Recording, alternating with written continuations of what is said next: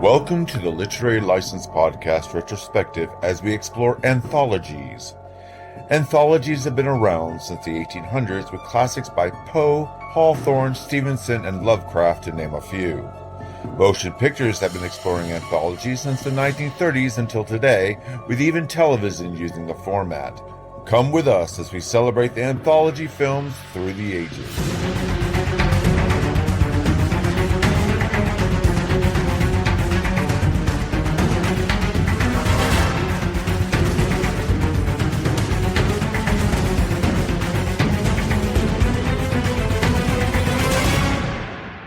Hello, everyone, and welcome to the Literary License Podcast. This week, we're doing the anthology films. We will be discussing The House That Dripped Blood from 1971 and Asylum from 1972. Before we get started, let's see who we got with us. We have Vicki Rae with us. Hi, guys. And Keith Chawgo is with us. Hello, everyone. So, as these films, we're probably going to have a lot to say about these. We're going to probably jump right into it. Beginning with The House That Dripped Blood, which is a 1971 British anthology horror film directed by Peter Duffel and distributed by Amicus Production. It stars Christopher Lee, Peter Cushing, Nairi Dawn Porter, Denholm Elliott, and John Pertwee, as well as Chloe Frank, so I feel should have been mentioned in this. The film is a collection of 4 short stories concerning a series of inhabitants in the eponymous building. All these stories were originally written and subsequently scripted by Robert Bloch, best known for Psycho. So, the beginning of it, shortly after renting an old country house, film star Paul Henderson mysteriously disappears and Inspector Holloway from Scotland Yard is called to investigate. Inquiring at the local police station, Holloway is told some of the house's history, and that is going to be the crux of all these stories. I guess what we'll do now is we will cut to the trailer and be right back.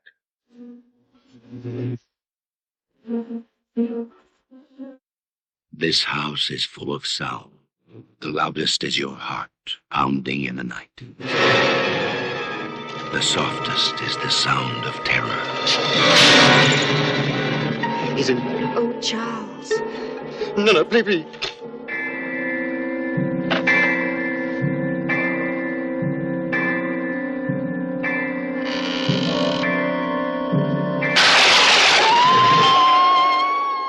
In this house, terror waits for you in every room.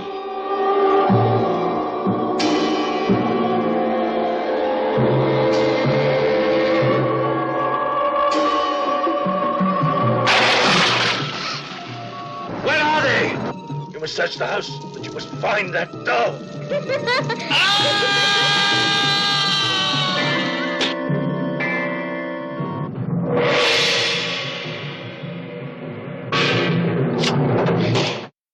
Vampires, voodoo, vixens, and victims. You'll find them all in the house that dripped blood. And welcome back to Literary License. We will be discussing The House That Dripped Blood. Starting with you, Vicki, what would you like to say about The House That Dripped Blood? Well, I'm definitely not renting it as an Airbnb because you just don't ever get a fair shake in this place. Something always happens. It's horrible. Why does this guy keep renting this fucking house out? People keep dying. And he's just like, okay with it. Here comes the next set of renters for the weekend.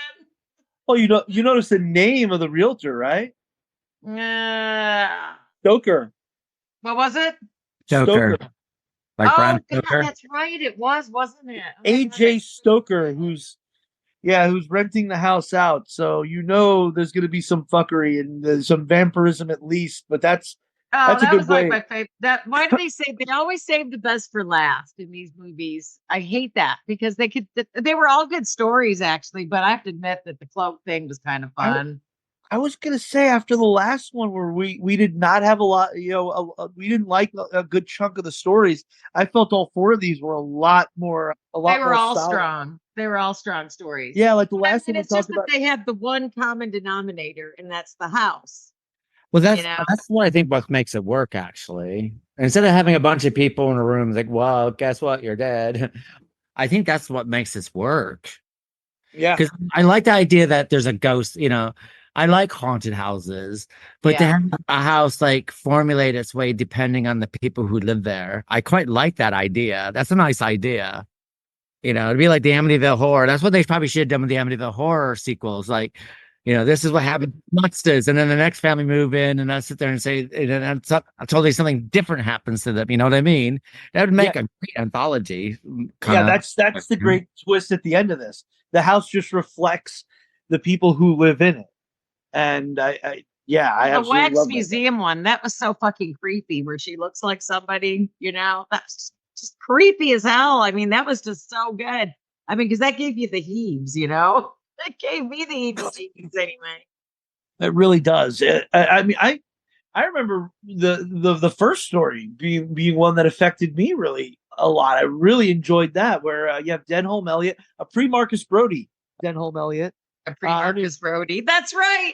I know. It's just like, oh wow, it is. It's Marcus. I got all excited when I seen him. Yeah, him and his wife moving into the house. His wife he starts seeing this killer, this obvious killer, because I mean the guy looked. What else is he going to do? When you look like that, there's only one trade you can go in, and that's murderer.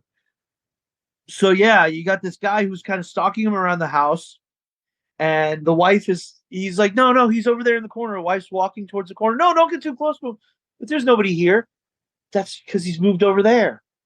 And it's a total gaslight mystery, because she is gaslighting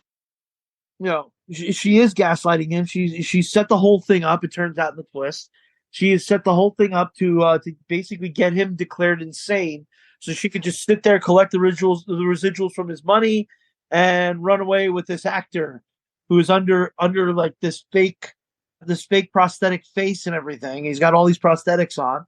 And like Heath Ledger, he couldn't let go of the role. Yeah.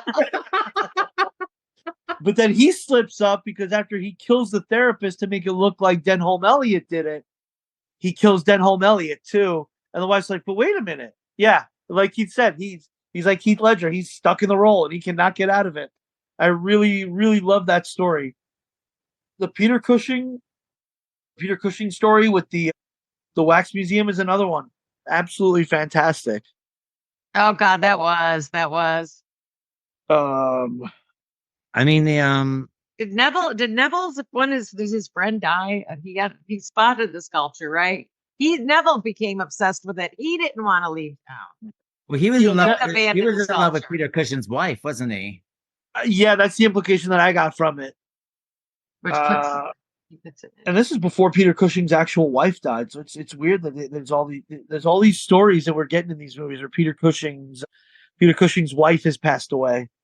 Yeah, he murdered him with an axe, right? Isn't that how that ended? The guy who runs the museum murdered his his wife murdered. I mean, the story basically reflects the story of Peter Cushing and his friend, Right. because Peter Cushing's friend, like Keith said, obviously has a thing for his wife. Right. The guy who runs the wax museum caught his wife with another man, and she was killing him. And then the state killed. That's right. Okay. Because he said the state killed my wife. Because all the anthologies are like running into, the last. This is like 8 stories, and I'm like, wait, wrong movie. That might be, yeah. Well, I mean, we're Peter Cushing in the next one. We're going to see another grief-stricken Peter Cushing in the next movie too. It kind of makes you feel bad knowing that he does actually have to go through that in real life. That's rough. Yeah, we talked about it in, I think, the Uncanny episode. Yeah. We talked about Peter Cushing, or no, it was Tales from the Crypt. Tales from the Crypt, because Peter Cushing is the grief-stricken old man who gets the Valentines that drive him to suicide. But yeah, if you haven't listened to those, Peter Cushing around this time, and the interview with Sam Irvin which is reprinted in Sam's book, he says that Sam asks him why he works so much, and he says I will working constantly is the best that I could do until I can be reunited with my Helen. And you feel it with all these grief-stricken characters that he's playing in these movies. Even though this one in particular, his wife was very ill, but I don't think she had died yet when they were filming this. By the time we get to Asylum and Tales from the Crypt, she will have passed away. but yeah, the story kind of reflects what happened with Peter Cushing and his friend with the wax museum curator and his wife. The next one is Sweet to the Christopher Lee. sweet. What's that? That little girl, the little girl, sweet to the sweet, little shit. Oh, and this is the same little girl from the Uncanny that was torturing her Yeah, cousin. she's in the same business. The great Chloe Franks, and she's so sweet, and innocent through this whole thing, and she's playing up the puppy dog eyes, and you just keep feeling sorry for her. You're like, oh, Christopher Lee is such a shit in this. She's not allowed to have dolls. She's not allowed. Then she gets a hold of those candles. It's like, oh fuck, I know where this is going. Oh, I got to read this actually because go ahead, Keith. Well, to be honest, if Christopher Lee wasn't being such an asshole, chances are it would have been a different ending. Well, maybe he had to be an asshole because you couldn't trust her. Yeah, I but mean, the thing is, he couldn't trust her because the thing is, if he gave her some understanding, okay, if she has this power, obviously she's intelligent, but if she has this power, you just think that maybe if he was more of a father to her, that maybe she wouldn't have turned against him, because I mean, he was very cold. Yeah, he's extremely cold. He doesn't give her any love. But I mean, there's a reason for it because apparently, didn't he resent the mother too? After he found out she was a witch. Yeah, she was a witch.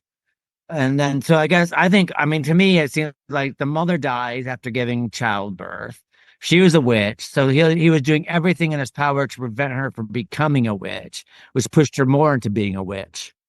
You know, is that classic thing? Well, clearly she's very good at it, because I wish I could just melt wax down and fuck with people like she did. You know, just like, that's just a gift. But he kind of deserved. I kind of watched it thinking he kind of deserved it. Yeah. Well, he is kind of cruel. He's a cruel person, but he didn't love the mom. Why was he with the mom? Was he just enchanted with her? I mean, he hate his offspring too.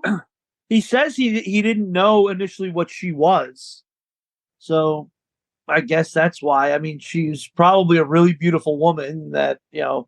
That's what they usually happen. I think he says she was quite beautiful. I think he says at one point. So in his book, I Was a Teenage Monster Hunter, Sam Irvin does interview Chloe Franks. He interviews Christopher Lee and Peter Cushing a bunch of times, but this movie never came up when discussing them. But when he asked her about any on-set memories, she says, yes, in The House That Dripped Blood, Christopher Lee throws a voodoo doll into the fire, and the smell was awful. It was really terrible. I was making dreadful faces because of it. They had many dolls in case they had to retake the scene. After everybody smelled how awful the first take was, they left it as it is, and they gave me all the dolls to take home. So yeah, that scene where he burns the doll. I've heard stories about Christopher Lee and about how he can be quite difficult. Yeah. I wonder if he's always, and the thing is, he always kind of plays that horrible dickhead kind of a guy. I'm wondering if he was just being typecasted.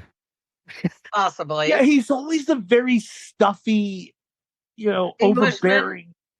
But even Dracula, he's stuffy and like that.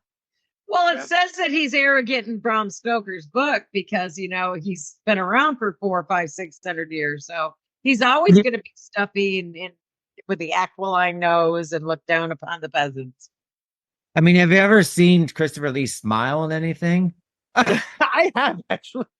I have, yeah. I got to think on it, though. You got, oh, man, what was the name of the movie? Because I keep getting the song stuck in my head. He does a musical number, and he does The Return of Captain Invincible. The Return of Captain Invincible, where he's the villain in that. And Alan Arkin is playing this superhero who is an alcoholic. And several years later, he comes back, and Christopher Lee, as the villain, does this great musical number called "Name Your Poison" or "Pick Your Poison." I don't remember, but it's. Isn't he in Monster Party too? Isn't he in Monster Party? Oh no, not that I know of. I don't know a movie called Monster Party that he's in. Another quick thing here. When Sam asks Chloe about the House of Dripped Blood, Christopher Lee, with whom I had worked with twice, was very nice. He's a very good actor. She was 10 when she was like 10, I think, when she did this interview. This interview was right after the movie came out. I like the director of The House of Drip Blood very well. I think his name was Peter Duffel. And Irene Dawn Porter was very nice to me. Peter Cushing visited the set one day, and I thought he was very nice. So yeah, not a lot. She's a little girl just saying how nice everybody is. So, what monster story were they all in? It was called Monster something. Vincent Price. What am I thinking of? You're probably thinking of, well, if we're thinking Vincent Price, Peter Cushing. It was comedic, and they were all in it together. And I cannot think of the name of it. It's all in a haunted. It's all in a house, right? Yeah. Yeah, it's the House of Long Shadows. It's Vincent Price. He smiles in that. Vincent Price, Christopher Lee, John Carradine, and Peter Cushing are in that. Didn't they have Desi Arnaz in it as well? Desi Arnaz Jr. is in it. Yeah. Desi Arnaz Jr. Yeah. Which, hell, we should do that as a remake. We could do the original 7 Keys to Baldpate, and then the House of Long Shadows. I see. But he smiled at that one. That's the point. I was thinking of Monster Party for some reason, but he smiled for that one for some reason. So there's one movie out of 760. Well, there's one. Actually, I should Google it. Movies that Christopher Lee smiled. I know the guy had a really high opinion of himself, but when you consider he was a hunter of Nazi war criminals. He fought in World War II. Ian Fleming is his cousin, and he said that he based the James Bond character on Christopher Lee. Did he really? I never heard that before. Apparently, yeah. He interesting. Knighted by the Queen of England. Like the guy, if I had all those accolades, I'd probably be really full of myself too. Yeah. Well, yeah. And we talk about this every time we have Christopher Lee in any movie. He kind of big timed everyone in the 70s when he went to Hollywood, and because he felt like he should be, like a great leading man, and he was stuck in all these monster movies. Then when he got to Hollywood, he was refusing to do all these monster movies. Suddenly he's finding himself not getting a lot of the work that he wants either. And it isn't until he embraced it in the late 90s, he embraced it. That's what made him famous. That suddenly he had a little bit of a resurgence. Suddenly, because Tim Burton used him in Sleepy Hollow, and Burton was like, "Oh my God, no! We all grew up on your movies." And now all of a sudden, Christopher Lee said, "Wait a minute!" So Peter Jackson and Steven Spielberg and George Lucas and Tim Burton and all these top directors, they want to use me because of the monster pictures. And he had a little bit of a resurgence. Smiling. There he is. Smiling anyway, Keith. Look, he's smiling. She found a picture of him smiling. It's like watching Wednesday Addams smile. It's like, I'm scared. I can't find any movie where he's smiling. So there's something. Well, he's usually the villain. So it's kind of hard. Yeah. He's usually a villain in most of his movies. So it's kind of hard to find him smiling. He's always very. But yeah, he's Scaramanga and The Man with the Golden Gun. So he had a great career of just playing mostly villains. And that is Sweets to the Sweet.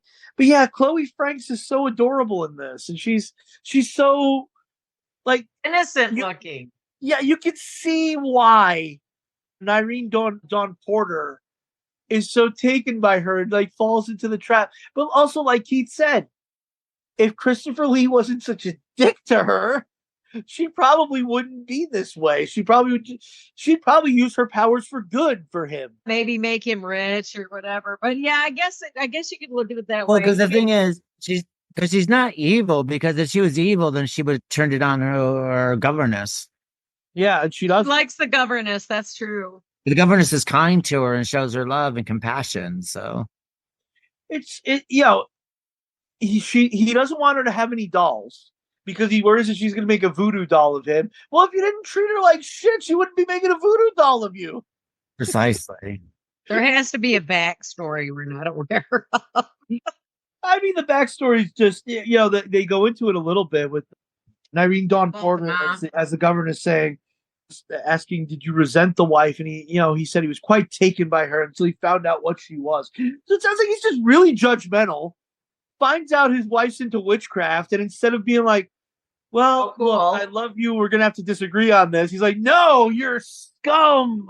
Like, that's kind of the idea that I got of it. Yeah, it's what happens when you live in a black and white world.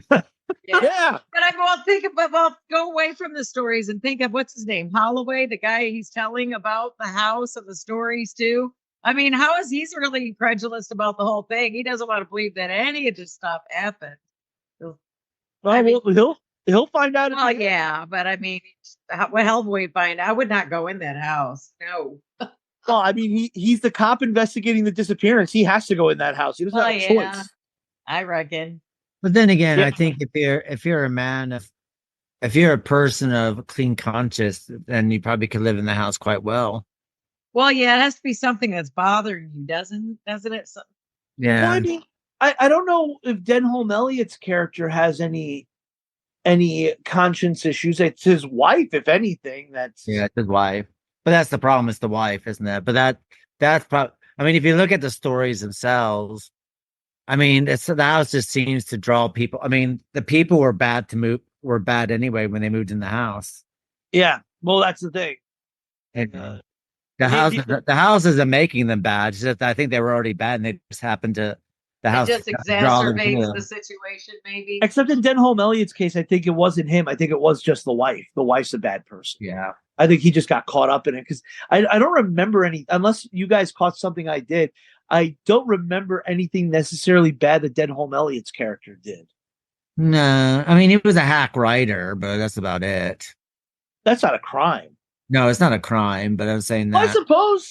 I suppose in that case he does get his comeuppance because he gets it in kind of like this old timey, hack story way of the wife killed the husband for the money. So I guess maybe that's it. Yeah, so I guess in that way, yeah. gesture. I guess in that way, yeah, that's the way he got it. But I don't think that's like speaking as a hack writer myself. I don't think that's necessarily that big a crime to warrant being killed over. At least I hope not, because then which one? Being a hack writer. Oh no, God. I mean, the thing is, it just seems the house. I mean, it's just that it seems like a house that just kind of draws people there. But I mean, like the Peter Cushing story. I mean, he's not bad. She's not really bad. It's just the guy who comes to visit him is bad. So it just and that kind of dooms him. Yeah. It just seems like bad things just happen, and they might and it can all be looked at just coincidences. And then even with the next story with John Pertwee, Doctor Who, buying the cloak. Well, the house didn't make him buy the cloak. His arrogance made him buy the cloak because he was an asshole. He wasn't an nice. He wanted to look good as a Dracula, and it had to be the perfect cloak, right? It had to be. Yeah, but look at the way he was treating people on the set. Yeah. Exactly. Oh yeah, he is kind of a douche canoe. He's kind of a douchebag, and he's trying to bang Ingrid Pitt. Let's face it. And, I mean, looking like that, how can he bang? She's pretty. I mean, yeah, she's stunning. But there's nothing wrong with her. Yeah, she has a nice. How does Dracula herself giving him the time of day though, with the way she looked. Oh, but she has that she has that face of the cat who drank the cream kind of look to her face. Kind of. Isn't she? She's got this like devilish kind of really gorgeous face about her, but it's an odd looking face, but she's still gorgeous. Yeah, she's different looking, but beautiful. Yeah, and if you've seen The Vampire Lovers and Countess Dracula, right. She is seductive as hell in those movies. Yeah, she's just got something about her that's unusual and beautiful at the same time. It's otherworldly, like Eastern European look to her. Yeah, it's not American, really, is it? Well, she is Eastern European, isn't she? So. Yeah. Well, yeah, she was German, I think. I think she was German or something like that. What was her last name? Pitt, Pitt. I don't know what her. Well, let's see what's her real name. So, I mean, she's stunning, and I like the cloak story as well. I mean, that was a nice twist. The vampire story. Yeah, she's Polish. Her real name was Ingushka Petrov, which you could see why it's Ingrid Pitt. Yeah. So she's Polish. She would take 5 of her to screw in a light bulb. That's mean. Don't even do that. I wonder how the Polish took it. Why did they get that rap with being stupid? Because I don't know. But they're all smart. And that's the thing. I don't know. I have no idea. People that are like, maybe Rob Reiner. I mean, he is stupid. I get that. But I mean, he's the only one that I've ever heard anybody call Olak. I've never heard I think it's just, Archie Bunker back in the day. You know? but I think it's just like immigrants moving. Because I mean, then there's the other ones, Italians or Right. WAPs, Well, Italians used to get theirs. The or Irish, everybody's got Spanish for this, or what they call Spanish spics, and so on and so forth. Yeah. I mean, they're What was not Italians was anymore. Dagos. But- Dagos. Wops, We were Dagos, we were Wops, we were There's other Guineas. How yeah, did I forget guineas. Guineas? They called us Guineas. Well, Guineas for I guinea got pig. the guinea part though. I never Well, guinea pig, because we could be talked into anything, because when we were coming over to the country, they all had the guinea pigs do it, because we were Oh, I didn't know that. starved for work. Offensive. Starved for work, so they would be like, no, have them do it. We should probably cut all that out. Probably. No, but I mean, We're going through Yeah, all everybody the knows we're various kidding. words. Kidding. well, I mean, we all know that basically. I mean, we don't use those terms anymore, but it's I interesting. don't that- use those terms. but they were all period. but they're always about like people coming over and stealing our jobs. It all comes from that. So That's always been the fear of immigration, is they're going to come over and steal our jobs. They're going to come over and steal our jobs. They're going to come over and steal our jobs. because everyone wants to work at Starbucks. Everyone wants to work in fast food. They're taking our fast food jobs away. They're cleaning our That's derogatory. cleaning our streets. Only I thing you really want that job. The great comedian Doug Stanhope had a bit on that. He's like, if somebody coming over to your country who could barely speak your language is just as qualified for your job as you are, then you are a loser of such epic proportions that it doesn't even merit speaking about. I don't know. It's up to Keith if he wants to cut that stuff out. But yeah, going back to the cloak, Keith was saying it's a nice take on the vampire story, and I kind of cut you off with Ingrid Pitt's real name. So Yeah, I mean, I think Petra. That was her last name, right? Petra. yeah, and that's what I quite liked about this one. I mean, I had to sit there and say that all these stories are, except for the cloak, are taken from the horror comic book stories, Weird Tales. Weird Tales, and things like that. And I had to sit there and say, if we look at the two from last week, this one is far superior. It all has, Yes, and Robert Bloch wrote these stories. I think he And wrote it looked excellent at it too. in the last months, but he did a lot better job in these ones. Maybe he was just finding his groove, you know.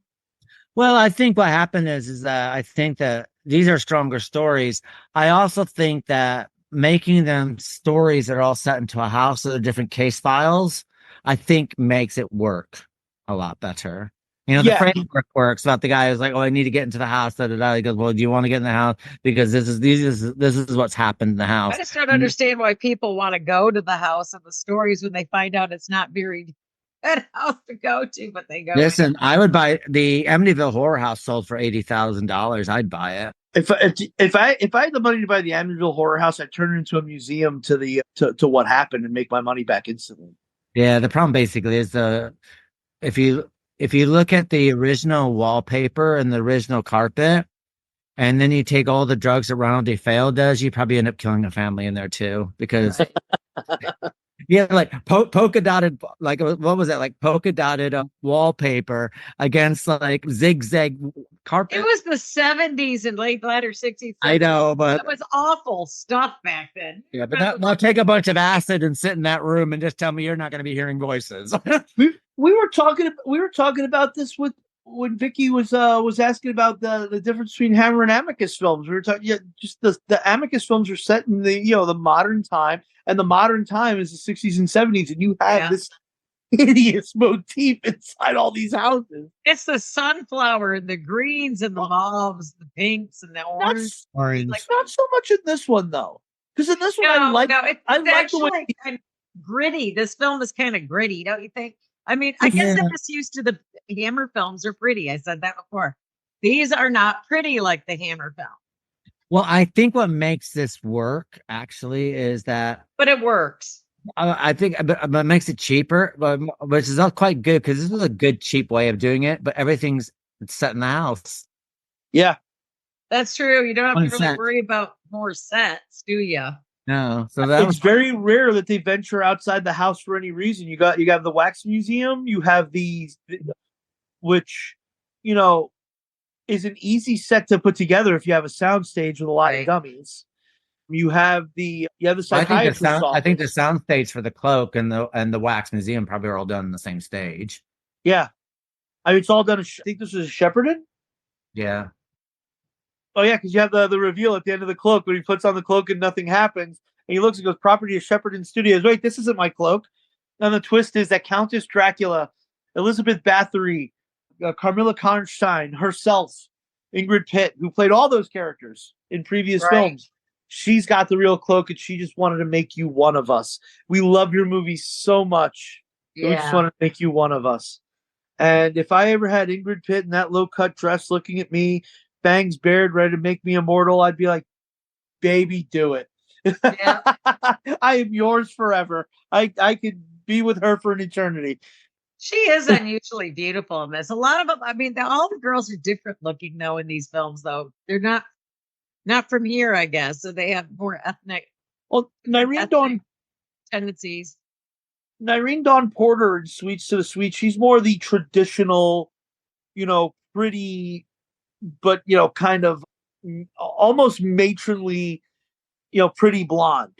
So she looks kind of like Ingrid Pitt just looks exotic. She just looks beautiful and exotic. There's just something unusual about her. I noticed that. I couldn't stop watching her because she was kind of fascinating to watch that in a weird way.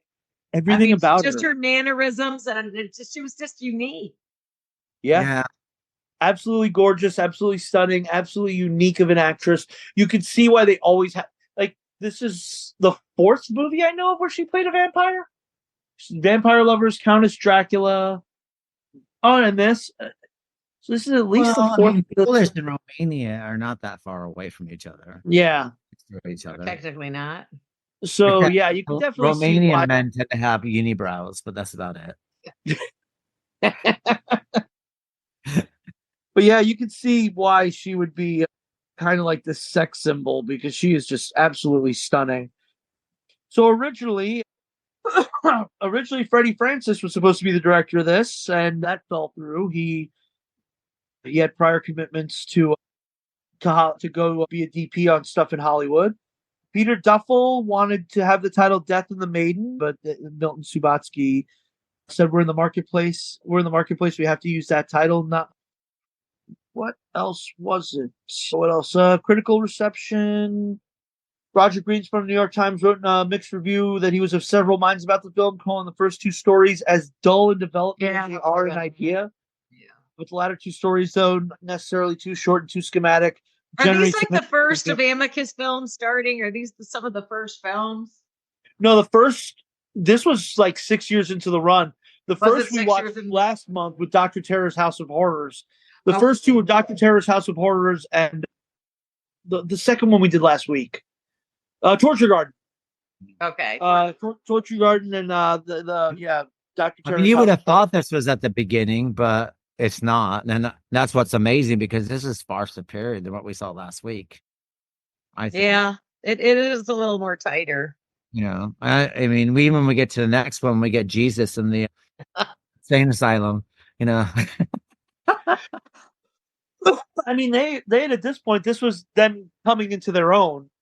Unfortunately, this period does not last long because the decline was not too far away for these movies. This is the peak. These two and probably Tales from the Crypt, and then it starts to kind of decline. Although I like the other films, but then you see by the time we get to like The Uncanny, which is technically not Amicus, but if you watch some of the what is it then if it's not Amicus? It's independent. He just by that point, Milton Subotsky, Max J. Rosenberg went their own separate ways. Okay, because I was just wondering about that. If it was, I thought it was Amicus for some reason. And by the time you get to the Monster Club, as much as I love it, the Monster Club, you have all these cheap Halloween masks and stuff like that. So you start to see it's a very noticeable decline in budget, at the very least in budget, because this had. Actually, I don't know who distributed this in the United States. I know my DVD is Lionsgate, but Lionsgate was not around in the 70s. I don't know. I'll look it up later. But yeah, I really like this one. Actually, I really enjoyed it. This is a really solid anthology movie. All the stories are good. I like the framing story.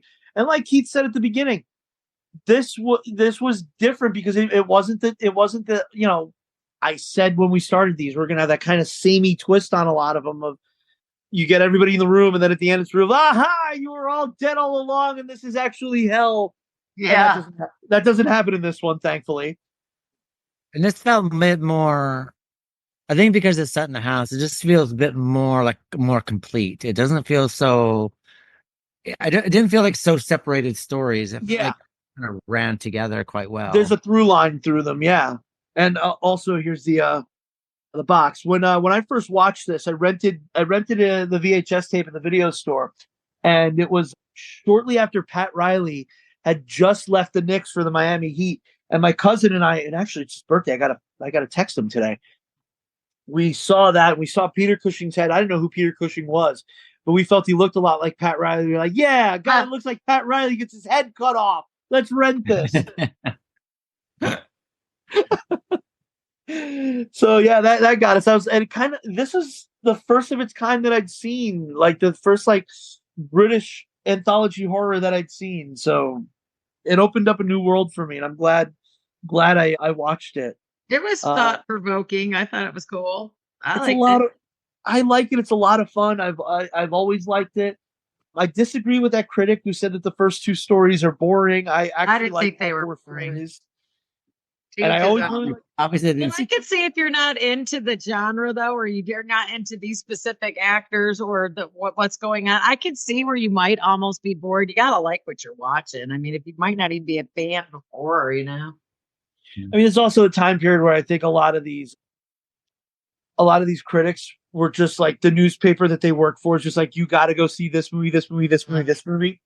Oh, I bet. Whereas now critics seem to be like kind of split up. Like you don't send the same critic to everything. You got a guy, like you'll have sites like Bloody Disgusting and Fangoria, and they'll cover the horror stuff, and it'll usually be somebody who's bound to like most horror anyway, and we'll see it when they don't like it. But right, I think that's why now when you look at Rotten Tomatoes, horror movies and superhero movies and things that 50 years ago would have gotten a lower rating are now getting a higher rating than they're used to. It's because they realize I'm not going to send the same guy to watch Citizen Kane as I would to send, to watch The Wolfman. And I think that's why there's kind of like this discrepancy now in criticism. But yeah.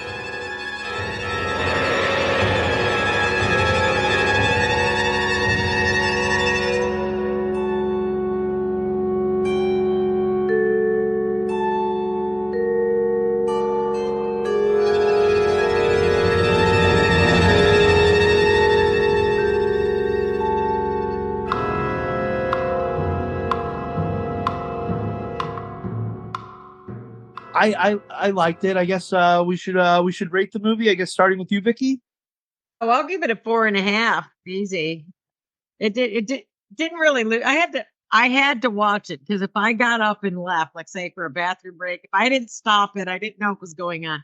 Only for that reason, because usually I can run and I know what's going on. Couldn't do that with this movie. But I mean, it was really thought engaging. I love the fact that this guy just keeps renting out this house of death to everybody.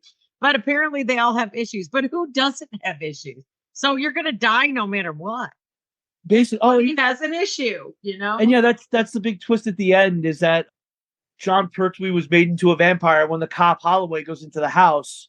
Right. He goes down there and, he is bitten by the vampires and cuts right to the sign outside with the guy standing outside in front of the sign that says H.A. Stoker Realty. I'm like, okay, Stoker. So that it kind of hammers. That didn't even just jive with me till you said it was Stoker. I didn't even think to like over my head.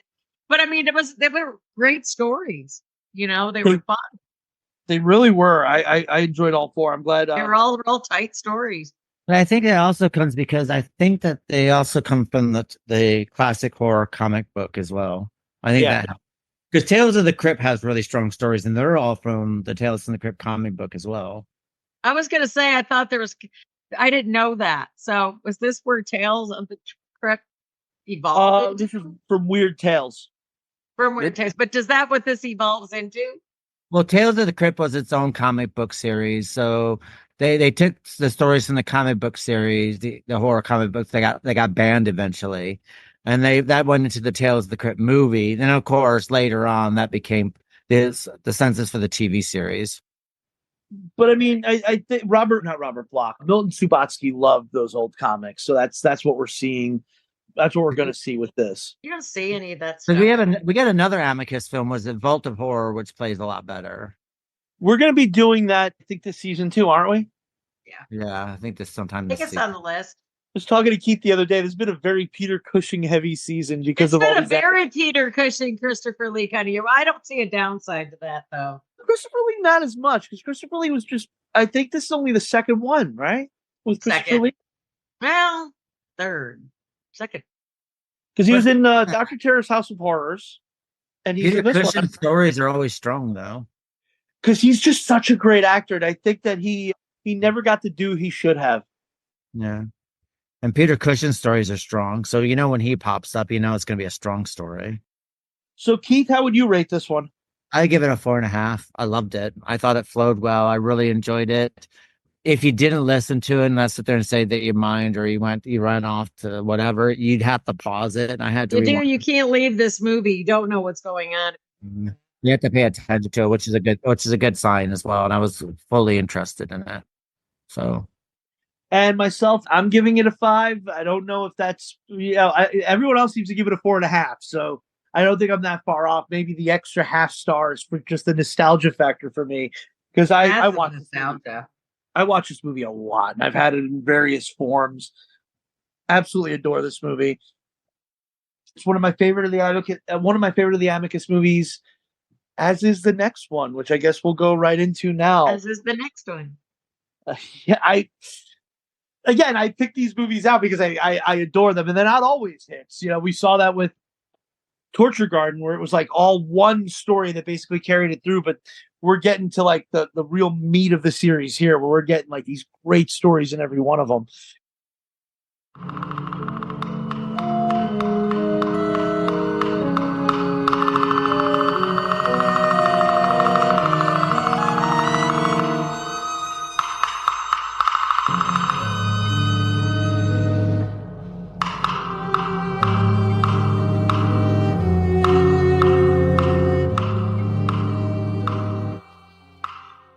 So, Asylum, I should point out, also known as House of the Crazies. That's what it was released at in the United States. Is a 1972 British anthology film made by Amicus Productions. The film was directed by Roy Ward Baker and produced by Milton Subotsky. Robert Bloch wrote the script, adapting 4 of his own short stories.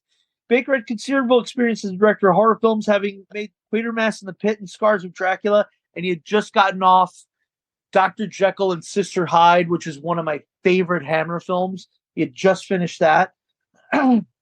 Bloch had written the novel Psycho, on which the film directed by Alfred Hitchcock was based. The film was shot in April 1972, premiered in the UK on the 6th of July 1972, in North America on November 17th, 1972. The framing story has Dr. Martin arriving in a secluded asylum for the incurably insane. He should begin there in a new appointment as a doctor, but first gets interviewed by the authoritarian warden Lionel Rutherford, the great Patrick McGee. But if you watch The Clockwork Orange, he's the guy that gets that giant ceramic penis knocked into his head when, as he's getting kicked around while Malcolm McDowell and his troops are singing in the rain. Rutherford is in a wheelchair and blames this on the attack by a patient. He declares a lack of hope for any improvement in any of the patients. As part of the interview, Rutherford challenges Martin to identify from among the inhabitants Dr. B. Starr, a former head of the asylum who underwent a complete mental breakdown. Dr. Martin is to interview one by one of the patients. If his deduction is correct, Rutherford will consider him qualified for the post. So yeah, that's basically your frame story. The previous doctor who was running the asylum is now a member of the asylum. And if you could figure out which one it is, then you're qualified to work here. And that's a hell of a way to set up a framing story. We'll cut to the trailer right now, and we'll be back in a moment. Come to the asylum. Come to the asylum to get killed.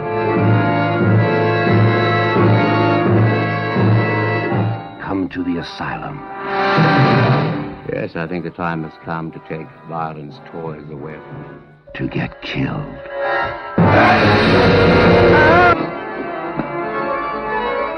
Come to the asylum. To get killed. Asylum. Now you hurry and get dressed, and I'll go down the hall and, Asylum, starring Peter Cushing, Britt Eklund, Herbert Lom, Patrick McGee, Barry Morse, Barbara Parkins, Robert Powell, Charlotte Rampling, Sylvia Sims, Richard Todd, James Villiers. Asylum.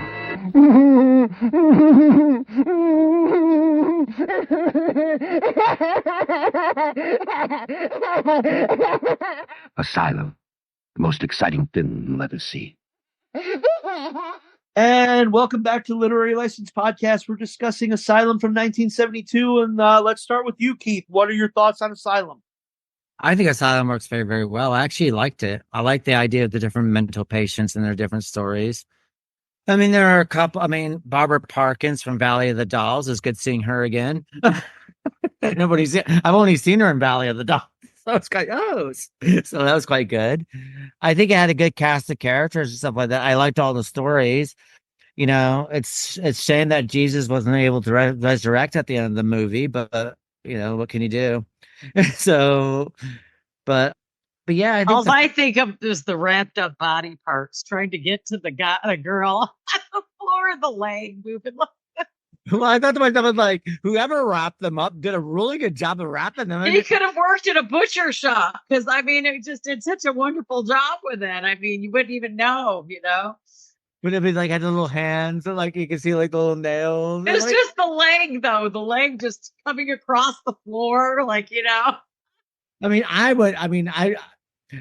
found it. I mean, I liked the story, but I did find it slightly laughable because I thought to myself, I was like, if that happened to me, I don't know if I would scream, be scared, or I just would burst out laughing because of like the like. I mean, Well, I mean, how are you going to be scared? I could outrun every body part in there. I mean, the head is just like right there.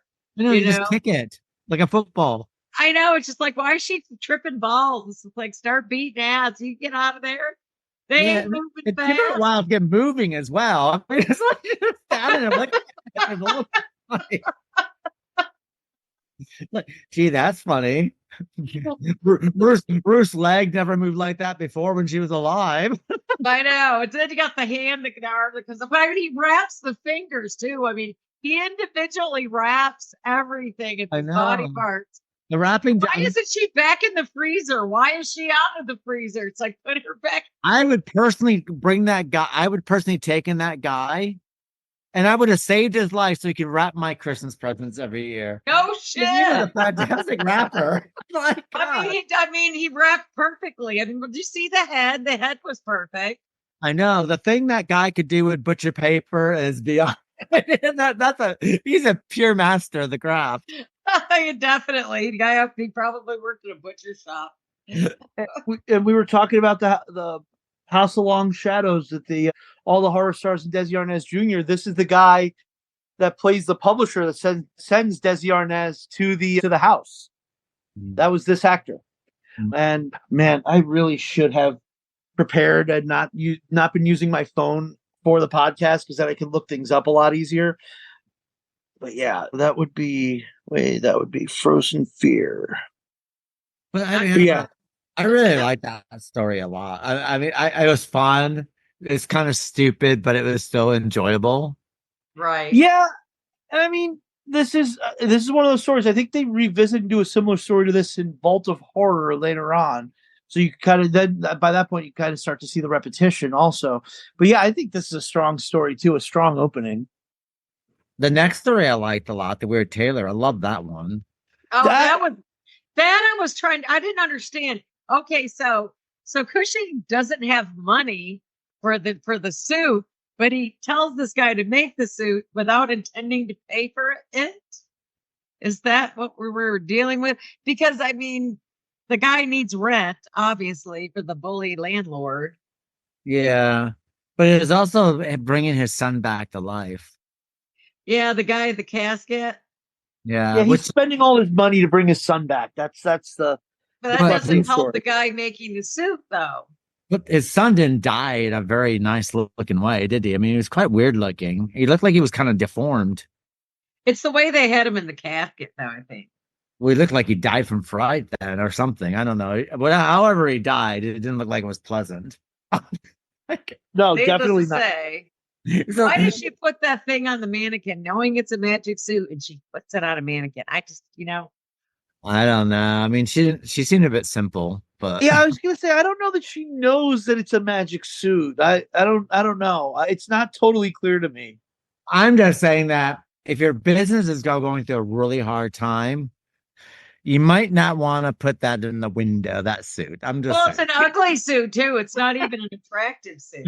No, I thought to myself, like, it looked like it kind of looked like Elvis Presley's on tour in Hawaii suit kind of thing. I had kind of like the high collar here. Yeah. Da da da da da da. Yeah. Da da da. We could also kind of see the understanding that we had.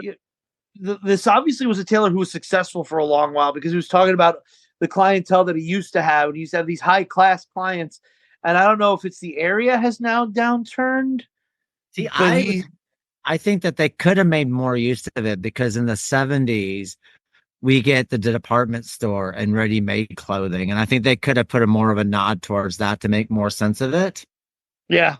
You know, that because people don't go to tailors anymore. Now they go get their pre-made suits now. And then they just get them hemmed up or suited, but no one gets suits made from scratch anymore. Right. So, and that's what I mean, I'm probably filling that story in for myself, but it would make sense because apparently he's still very good at his craft. So he must be, yeah. So the question basically is why is he not doing the business? But if they put that little thing about, department stores, like, a bit like, grocery stores, killed the butcher and killed the greengrocer, that kind of thing, maybe. But I think it would have made a bit more sense. Seeing it now with Amazon kind of killing the brick and mortar stores too. Oh God, the big box stores killed the little mom and pop stores a long time ago. Yeah, I mean that's what's going to happen. Things are going to come along and they're going to wipe out the old way of doing things. With the 70s, so that would make a lot of sense. And we also had the very specific timeline that Peter Cushing needed Bruno to make the suit in. Right. Because it's all to do with witchcraft and magic, and you got to do these during this certain hour. So Peter Cushing's part in this one was not that big, actually. Now that I think of it, but he had that same pathetic character that he had in Tales from the Crypt, which is kind of sad. Yeah, I mean this is after his wife's death, so yeah, that's where we are at this point in time. That his wife died in between the making of these two movies, so yeah. But he's again playing a grief-stricken man. I think we only have one more Peter Cushing movie in the Amicus movies, and that's going to be a completely different thing from what we're used to with Peter Cushing in these movies. I think there's only one left because he's not in Vault of Horror. Well, he goes to Star Wars after that. He plays Grand Moff Tarkin. That's still at this point. That's still 77, right? Yeah, that's 5 years away still. Yeah, true. But he wasn't done yet. I was trying to think of what I seen him in after this. He was still working in Hammer Films. He was still working in your random horror movies. He's working a lot in television. What was he was in the Zucker Brothers movie with Val Kilmer. I don't remember the name of it. God, what was it? The comedy making fun of like spy movies. Oh, I know what you're talking about. I cannot think of the name to save my life right now. Val Kilmer is in it. Yeah, Top Secret. Yeah, it's Top Secret. So he's in that. Is that where they got the rockets and they're thick? Yeah, they got all those big rockets. Yeah, Top Secret. You're right. Yeah, that was the one. He almost wound up in Halloween, but I think he had a scheduling conflict because the original people Carpenter wanted for Loomis were Christopher Lee, who turned it down, Peter Cushing, who I think I think he was making Star Wars, and that's why he couldn't do Halloween. I think he was working on Star Wars, or it might have been something else that where he had a conflict. Because he made it clear if you offered him a part at that time, he was going to take it if he had the time for it, just because he wanted to get away from home and get out of the house and all that stuff. But yeah, you'll see him. You'll see him in quite a few movies after this, still. But yeah, there's only one more official Amicus movie in his chamber. That's going to be From Beyond the Grave, which we'll cover soon. I think it might even be next month. But yeah, he's playing the same kind of grief-stricken, almost pathetic character here. Who he just wants to bring back his dead son. So you do kind of get, and he's apparently had a fortune, and he has basically blown this whole fortune to figure out how to make the suit. Yeah, which you totally understand. The tailor, though, I kind of feel like, he fell behind on his rent, but what did he really do? Not much. I mean, he seems like a big irresponsible baby. He doesn't want to pay his bills. Maybe he does kill Peter Cushing at the end of this segment, so that's why he's and then he's talking about, it's the suit. So yeah, there's that. As far as the wife putting the suit on the dummy, I don't know. I don't think they make it clear. What did she know what she was doing? I don't know. No, I think she just I think for her, he's made this nice suit and she just put it on the dummy because what else are you going to do with it? Well, she said she wanted to display it, I think, is when she precisely, yeah. Well, there must have been something else they could have done with that suit, because it probably could have gotten quite a bit of money. It looks like they had some kind of the material must have been worth something. But yeah, by that point you'd already killed Peter Cushing, so what else are you going to do? The next story is Lucy Comes to Stay, and this is Roy Ward Baker's favorite story of this movie. Charlotte Rampling looks like a 14-year-old in that. She's really young in this, yeah. She's wicked young in this. Well, even Britt Eklund looks really young in this as well. And the thing is like, I don't know. It's kind of bizarre. Well, she looks extremely young in it too. They both, like, I wonder how old they were. I don't know. Charlotte Rampling was like, I think in her mid-20s. I think Britt Eklund was about 30 by this point. Britt Eklund. For a second, I was wondering if they were gay in this too, because were they sending out gay vibes? There's implications of that. Yeah, I felt that too. Britt Eklund was exactly 30 when this movie came out. Charlotte Rampling was 22. 'Cause I mean, if you look next year when she does the 26, she looked a hell of a lot more mature, Britt Eklund. Yeah. So I'm never going to argue with Britt Eklund dancing around naked, spanking herself, though. So watch The Wicker Man. Oh, who doesn't love The Wicker Man? And I'm talking about the original, not the Nicolas Cage version. Although I'm talking about Peter Harris. Yeah, that's great for different reasons. That's a complete schlock fest. Peter Harris is the best version. I mean, Rampling looked like Helen Hunt and Jodie Foster had a baby. Yes, kinda. So, and she's actually, I love that she's had quite a career herself. So she's still working today. She's in Dune, so yeah, she's still around, still doing high quality work for the most part. So she's stunning, Charlotte Rampling. So I absolutely I think one of the best actresses alive today. She was in her 20s in this. She's got to be pushing 80 by now. Easy. I mean, I saw 40. she was a Georgie girl in 1966, though. Apparently, I didn't know this. And I got to rewatch A Hard Day's Night. That was apparently her first movie was A Hard Day's Night, but she's in an uncredited role, so she's probably just like one of the girls dancing somewhere. 78 now. She's 78, yeah. So like I said, yeah, you got to be pushing.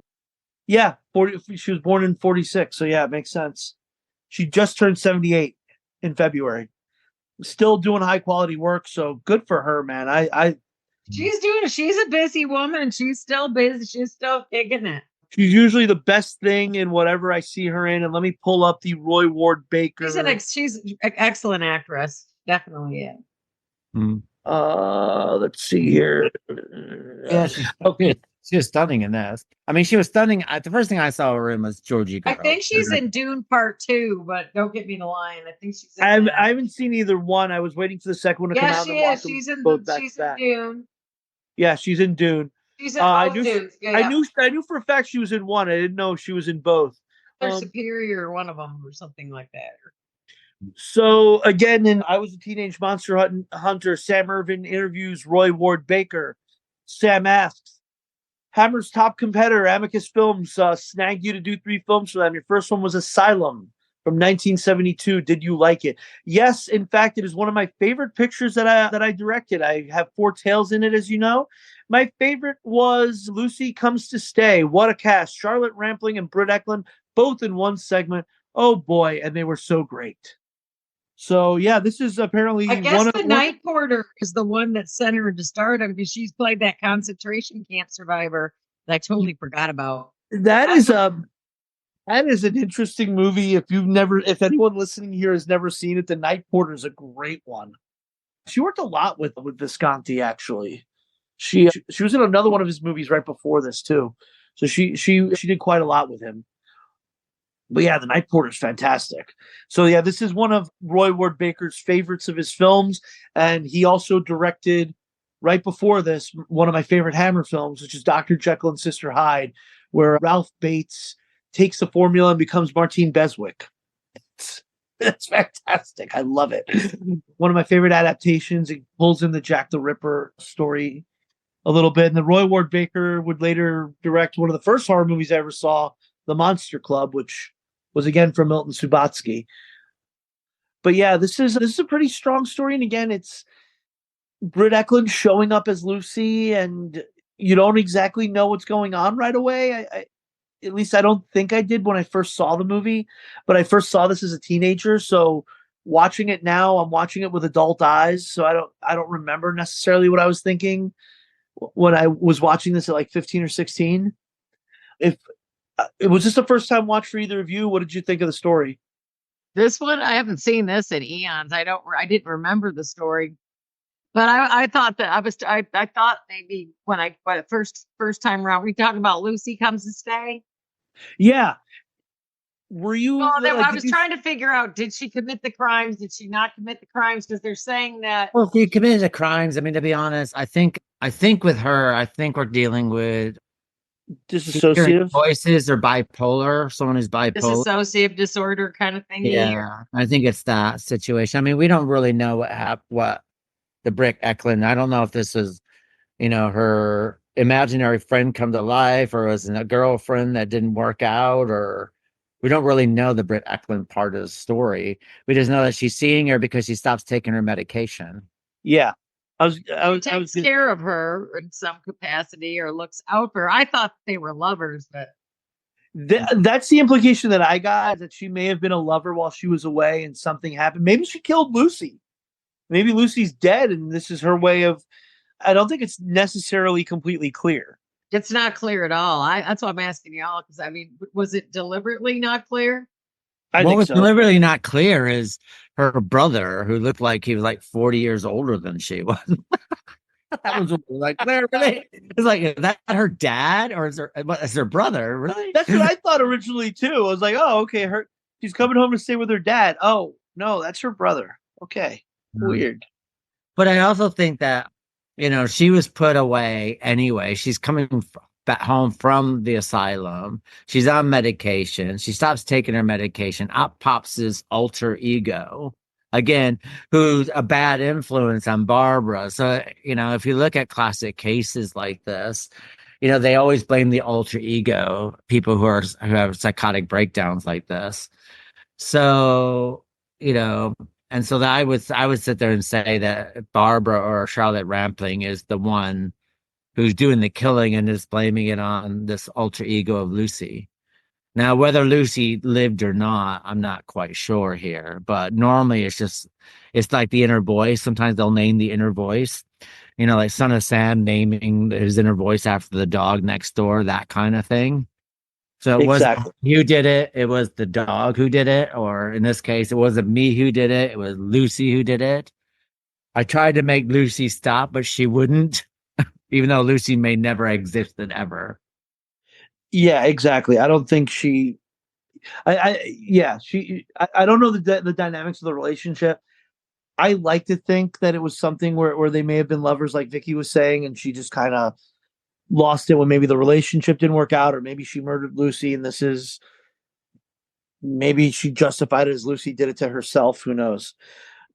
Man, this is only 4 stories, and we're already running through it. So let's go to the final story, which is Mannequins of Horror, which we get some killer dolls in this one. Was the doll's head the same one that was used in what's that Puppetron TV movie? I mean, not TV movie, but TV series, the British one. Oh God. Thunderbirds. Maybe it It might have looked been. like the same head as that was one of the Thunderbirds, or the one that was in Team America. The I mannequin, don't know if it would have been the that. Maybe little doll.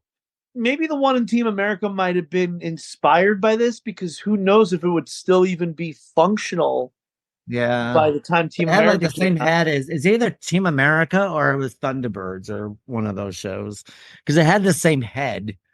So I was like, oh, which is Herbert Lom's head actually. I Herbert wouldn't- Lom, he just looks like a bad guy no matter what. You can't even put that guy in a nice role. He just looks mean. He was a good guy in the Dead Zone, Yeah. because he was the one telling Christopher Walken. Yes. Christopher Walken asked if you could go back in time and kill Hitler, would you do it? And Herbert Lom was the one who was like, no, because then you'd create like this ripple. So that, but yeah, for the most part, yeah, he's usually the villain. I think in Mark of the Devil, he wasn't the villain either. But I always like him in almost everything I see him in. He's usually one of the best things. He's a good actor. He's fantastic. He just plays villainous kind of scary parts. He was in Lace as well. Which one of you bitches is my mother? Yeah. Yeah. You got Frank Forsythe. I don't even know what is Frank Forsythe supposed to be doing in this? You both talked over each other. I have no idea what either one of you said. Oh, Frank Forsythe. He's just the asylum keeper, isn't he? Yeah, he's the gatekeeper, and yeah, the twist at the end. That yeah. Yeah, that twist didn't make a lot of sense to me, but No, it doesn't. It does. It's still Do confusing. they do this on purpose? Well, Do they want us to stay confused? I mean, I think it's just like with the M. Night Shyamalan movies now, where his whole thing, his entire career has been that he's got this huge twist at the end of the movie. And by this point, Amicus had to have a twist at the end of the movie. So, okay, what's the twist going to be? It's going to be, well, I mean, the whole crux of this movie is who is actually Dr. God. How am I forgetting the name? Who is Dr. Byron? Who's Dr. Byron? So you gotta have a twist in it. But yeah, it doesn't necessarily make sense, but I guess having a twist for the sake of the twist. But I really like the little excuse me, sorry. I really like the little robots that go through killing what's his name? Killing Patrick McGee. the little robot that looks like him. Yes, with the little Herbert Lom head. I mean, it really was a really well done robot. I mean, it looked. I mean, the eyes, everything. I mean, they had it down. Yeah, the different animatronics. It was a creepy little thing. God, that's creepy looking.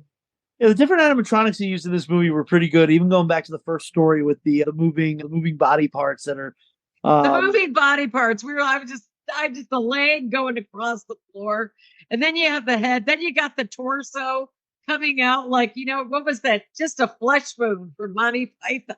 It's just a flesh wound. That's all it kept reminding me of. It's just like, God, this is so bizarre. And I mean, she could have outrun all that shit. I mean, it's not like they were going fast. The body parts. Yeah, but then what's the fun in that? We need to have. I know she was locked in the room. I mean, to be honest, at the end of the day, it's the arm that came out of the air conditioning box that actually got her in the end. So yeah, it didn't kill her. It just scratched her. And what, did the police show up and break down the door and thought that she killed everyone? I guess I don't know. Yeah, I mean that's yeah, because then she's in the asylum the next time we see her. I mean, I do enjoy this movie, but I do think you can't think about it too much because No, you gotta let it. What did you always say? Wash over you, so to speak. Yeah, Because you're gonna find. I picked out a few things in here I just didn't get, and I was trying to. Well, maybe this is what they do, because it wasn't a bad film. I mean, it was scary. I mean, I enjoyed it immensely, but I mean, I always kept saying, "What did I miss?" And there was a lot of that. You know, I was having a blonde moment, a brunette moment, wherever you want to say. yeah. I mean, the ending doesn't make any sense at all, at all. Oh, I So think that was their purpose, right? basically, he's the mad doctor, and he's having these other doctors come in to take visually his job so he can kill them. Right. Yeah. Which Well, at some yeah, point, in a nutshell. at some point it's got to get figured out. Yeah. At some point you got to send in a SWAT team. Yeah. Like people keep going for these interviews that are never coming home. I want to say, I know. What was his purpose? Was to suck these people into killing? well, I guess Is that the whole point of he this? became as crazy as the patients he was treating. Yeah. I just was left holding a lot of what I don't get, you know. So I figured, okay, the boys will fill it in for me in the podcast when I don't get it. But you guys are helping me, so you didn't get it either. I mean, it did. I like the stories and I did enjoy it, but I mean, the ending is a bit forced. I like the idea that they were all in asylum this time, and I like the idea that they were they're not all dead. I like that idea, and I do think it's probably like, well, the House of Drip Blood did well, so we can do the same thing again without probably greater stories. But saying that, I mean, they do work. The stories do work. They work. But yeah, none of these like really they're drag. more, it's a bit like Twilight Zone. They're not the A tier of the Twilight Zone. They're more the B tier of the Twilight Zone stories. But they still. Well, I like to follow. At least I like to know what I'm watching. I mean, like I said, for these particular films, you got to stop them. You can't leave the room. I mean, I kind of fell asleep one night and I had to turn back on Asylum because crap, I fell asleep. And then I realized I had to back up to watch like half of the movie again so I could find my place, because you will not understand the story if you miss too much of it. That was the only thing. Usually I know what's going on, like the soap opera. With movies, I could figure it out, but this one I had to watch. It's also kind of odd because the movies themselves, especially in England when they're coming out, any horror movie would get an automatic X rating. Yet the movies themselves are kind of almost childlike in the way they're put together. They're put together almost in a way that like even a child would be able to understand it. Or in the end of Asylum, it's kind of just like a throwaway, almost like they were seeing it as like, okay, this is like basically kids shit anyway, so it doesn't matter if the ending makes sense because our audience isn't going to care anyway. So you kind of wonder why, knowing that these movies were going to be made for an adult audience, why they didn't put more care into the twist. I don't know why. It felt like it was a twist. Did it seem rushed? I mean, were they rushed to get production done? I mean, the thing is that set was probably the asylum itself was probably the most expensive part of this movie, because I can't imagine you're paying that much to anything else, and you're using, God, what is the theme? The theme is a public domain theme. What's it called again? Night of the Bald Mountain? Right. You're using that as your theme, so you're not paying for music except for somebody to orchestrate it, so you're not paying for the rights. Which one was using a lot of Wagner? Was it this one or was it the other one? That was Asylum. Was using Wagner. I mean, this and Tales from the Crypt both, Yeah. And then when we get to, I just didn't remember any of this because I hadn't seen it like 30, 40 years. That scares me. Then when we get to From Beyond the Grave, I think they again use classical music over the intro. Which I don't have a problem with. I love it. I think that's just Subotsky's way of cutting costs. Well, it does the picture as you're kind of going into it as well. So yeah, it's like, It kind of sets the mood, I have to say. It does a good job of doing that. Well, yeah, I mean the theme itself is kind of chaotic when you listen to it. Yeah. So yeah, like I said, this time period where it's House of Drip Blood, this movie, and Tales from the Crypt, I feel like that's like kind of the peak of Amicus. And then, like, not that I dislike, I think we only have two more official Amicus movies at least. Right. Because I think we're doing the Monster Club, but that's not officially an Amicus movie. That's the movie I was trying to think of. Monster Clubs. That's not Amicus. No, it's Milton Subotsky though behind it, but it's not officially Amicus because Same Max team, J. not the same studio. Yeah, it's Milton Subotsky on his own. He and Max J. Rosenberg had a falling out after, I want to say, after one of the dinosaur movies. It's either At the Earth's Core or one of those. They had a massive falling out. But we talked about it when we were covering. Fuck, which one were we covering? We were covering one of them where I went through an interview with Milton Subotsky, and he was talking about the downfall of Amicus. And it might have been during Tales from the Crypt that we were talking about it, because I think that's when the things started kind of breaking a little. Oh no, it was during the Uncanny. It was while we were doing the Uncanny, we were talking about it. His falling out with Max J. Rosenberg, because we noticed with the Uncanny, it was a lot cheaper than these movies. Because these movies, Tales from the Crypt, they sold to 20th Century Fox, and they basically made their money back on that. Dr. Terror's House of Horrors in the United States is distributed by Paramount. So you the early movies, you'd have like these major studios picking them up, and Subotsky and Rosenberg would get their money back.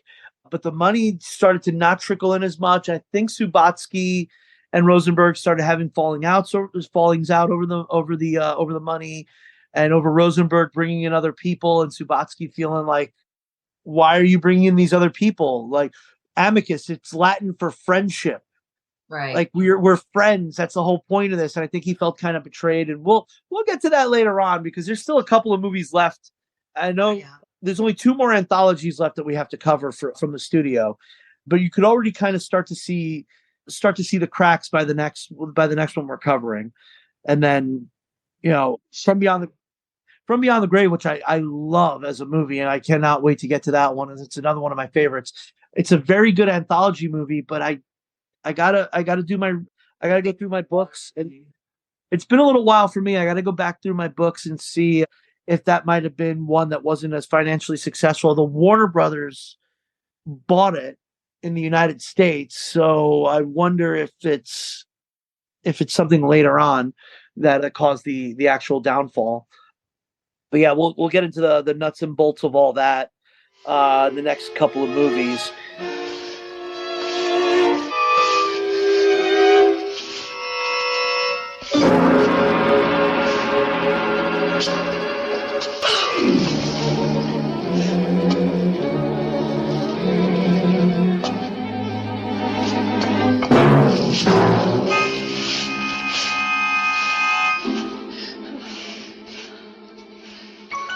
So I guess we'll rate Asylum. Vicki, what are your thoughts? I'm going to give it a 4.5, just because it's got some of my favorite people in it still. And because I think that the stories really work, and they're really intriguing. And I think that they've got some comedy to go along with the horror, but it works. You know what I mean? The comedy doesn't detract from the horror, and the horror doesn't detract from the comedy. So, I mean, it kind of, they put it together rather well. The one thing about it is, if I didn't pay attention, because y'all know I'm ADHD anyway, but I mean, I had to pay attention to these films for the most part. They're just not ones that I could turn my head away. I would sort of like watching Dark Shadows. I could never not been able to watch that without a VCR back in the day. Because if you missed one, you missed the whole thing. You snooze, you lose kind of thing. But I thought all the stories worked. I thought they were great stories. I absolutely agree. Keith? I'm giving it 3.5 because I think it's a point below the last one, but I still enjoyed it. I just gave it the extra point because of the guy wrapping up that woman's parts in beautiful brown paper. I mean, he wrapped her up. I wish I could do a job like that. I just wish there was a little bit more cohesion at the end. The end of it kind of, I didn't get the end. I will say, the end of it kind of ruined it. I think that if they thought through the ending a little bit more, I would have given it 4. I would have given him more if I understood the ending, but I thought that was the whole point. They want to keep us guessing. I thought that's what was going on. So. I don't think they thought that far ahead. I think they just thought, let's put in a twist because people expect a twist. Yeah. So It was a twist. For myself, I think I'm going to go 4.5 instead of the 5 I gave House of Drip Blood because, again, yeah, I think the ending is kind of nonsensical, and I think that warrants. I think when you botch the ending, you got to have a half a star taken off at least. But yeah, otherwise, I love this movie, and again, I don't know if it might be with me nostalgia because this is a movie that the first time I rented it, I fell in love with it immediately. Although I don't think the stories are as strong as The House of Drip Blood, but they're all still strong. I could have used more Peter Cushing, but he was committing himself to so many movies at this point. Who knows how many? That might have been. Who knows how many movies has he been in? A lot, especially during this time period. This is just after his wife passed away, and he was just drowning himself. He's got the big eye. To be honest, that was the Val Kilmer one, Top Secret. Yes, okay, yeah. It is. Oh my god, because I always remembered the big eye. I mean, the Peter Cushing story. I mean, why didn't he just take a deposit to begin with? That's true too. Yeah. I felt bad for him though. This time he really loved his wife. I watched that documentary about the Cushing Rose. That was a very interesting documentary.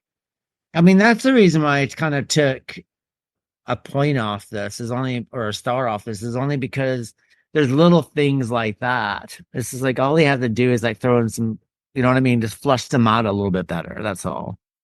So yeah.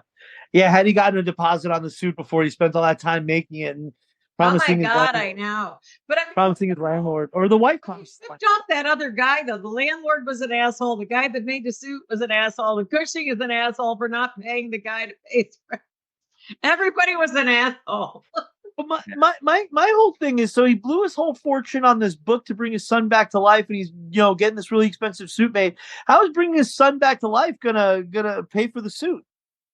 I guess he just wasn't thinking. He just wanted his son back. He wanted his kid back. I totally get that, but I wasn't gonna.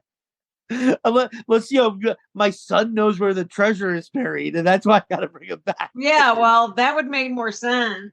Well, another thing is that we've seen how the suit brings the mannequin back to life, so God knows what state the son's gonna be in when he gets brought back to life. And then they put the thing on the mannequin instead. You can tell the mannequin's gonna be all kinds of foobar coming to life. It'd be like Tales from the Crypt with the wife with the monkey's paw episode or segment, wishing her husband back to life. He's like, "What? She's already been embalmed." Yeah. Then she tries to cut him up. Wait, no, you wished that he would live forever, so now he's just going to be in agony for all eternity. I know, that was so inopportune, wasn't it? That poor guy. Oh my God, he's going to be suffering for eternity in pieces. Still suffering now. That was a gruesome but great story, I have to admit. And that was the same year as Asylum. So yeah, this is like I said, this is these movies are like the peak of it, and then you're gonna start to see the downturn. But so far, I think of all of them, I think Torture Garden's probably the one I rank the lowest, while House of Drip Blood and Tales from the Crypt are the two that I rate the highest. And we'll see as we go on with these. So yeah, I guess we'll throw it back to Keith, and he'll let you guys know on everything else that's going on right now. Take it away, Keith.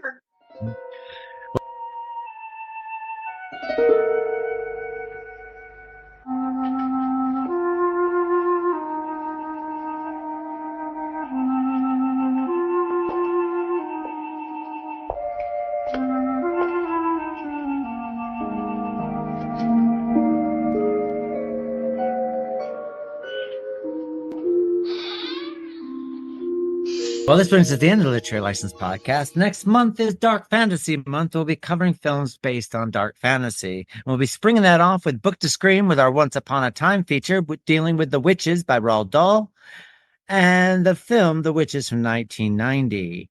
Batman the Animated Series will continue with Harley's Holiday, Make 'em Laugh, Lock Up, and Deep Freeze. And Dark Families will continue with The Black Cauldron from 1985 and The Spiderwick Chronicles from 2008. And Anthology will be continuing with The Vault of Horror from 1973 and From Beyond the Grave from 1974. So that's good night for myself and good night, Vix. Night, guys. Good night, Joe. Good night, everyone. And see you next week for The Witches.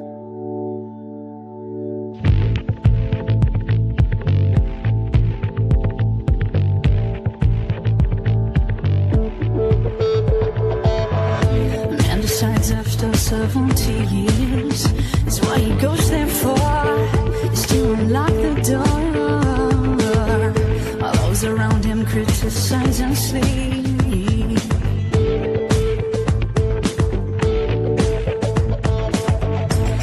Fractal on a breaking wall, I see you, my friend, and touch your face again. Miracles will happen as we dream.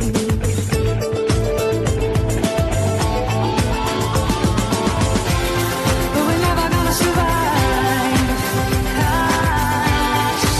We get a little crazy. No, we're never gonna survive.